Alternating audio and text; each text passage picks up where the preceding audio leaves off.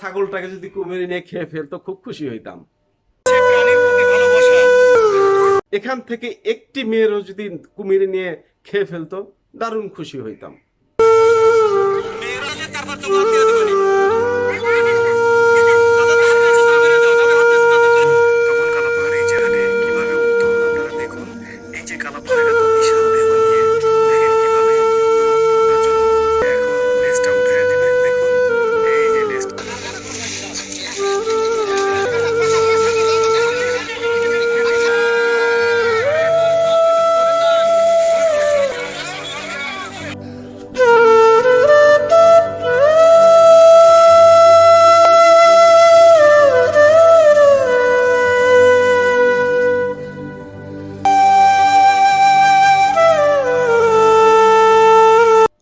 আপনারা দেখলেন একটি কুমিরকে আটক করা হলো। এই কুমিরটি সম্প্রতি ফাতেমা নামের একটি শিশু কন্যাকে খেয়ে ফেলার উদ্দেশ্যে ধরে নিয়ে গিয়েছিল।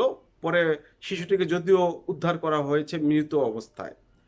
এর আগে আসিয়াকে ধর্ষণ করে খুন করা হয়েছে, রামিসাকে ধর্ষণ করে গলা কেটে হাত কেটে খুন করা হয়েছে। এখন ভাববার বিষয় হলো বাংলাদেশে শিশু কন্যাদের উপর এমন গজব পড়লো কেন?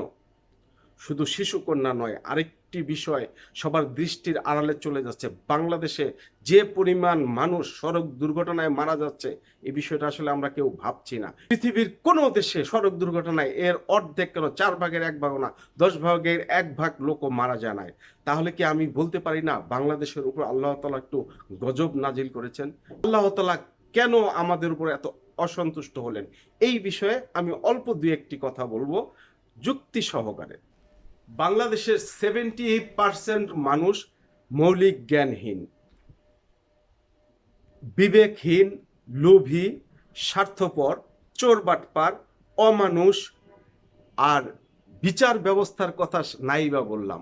সম্প্রতি এক ভিডিওতে দেখলাম পুলিশের সদস্য একজন লোক, তার মেয়ে অপহরণ হয়েছে, সে বাংলাদেশের আনাচে কানাচে পুলিশের দ্বারে দ্বারে, ওসির দ্বারে দ্বারে সব জায়গায় ঘুরতেছে, কিন্তু কোনো বিচার পাচ্ছে না, মেয়েকে উদ্ধার করতে পারতেছে না, কোনো কুল কিনারা পাচ্ছে না। একজন পুলিশ সদস্যের যদি এই অবস্থা হয়, তাহলে আমরা তো ভাই আম জনতা, আমরা কোথায় বিচার পাবো বলেন? মিরপুরের ঘটনাটি তো সবাই জানেন।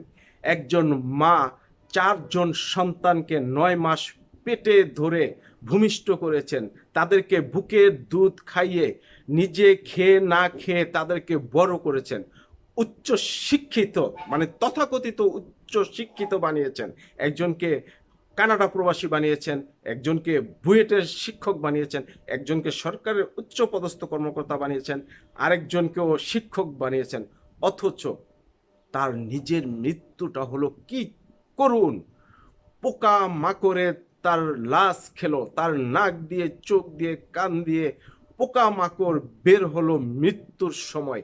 এমন করুণ মৃত্যু পৃথিবীতে আর হতে পারে না। তাহলে আল্লাহ তাআলা এই দেশে গজব দিবেন না তো কোন দেশে গজব দিবেন? জাপানে গজব দিবেন? কানাডায় গজব দিবেন? জাপানিজরা, কানাডার মানুষ আমাদের চেয়ে অনেক বেশি সুশিক্ষিত, তাদের বিবেক অনেক বেশি ভালো, তাদের মন মানসিকতা, তাদের বিবেচনা, তাদের শ্রদ্ধা, তাদের সব কিছু আমাদের চেয়ে হাজার হাজার গুণ ভালো। এই ভদ্র মহিলার এক ছেলে মোংলা পোর্টে কর্মরত ছিলেন, যেখানে ঘুষের খনি, যেখানে টাকার খনি, অবৈধ টাকা, অনেক টাকা মানুষকে যে কুলাঙ্গার বানায় ফেলে, অমানুষ বানিয়ে ফেলে, তার বড় প্রমাণ এই মহিলার এই সরকারি কর্মকর্তার ছেলে।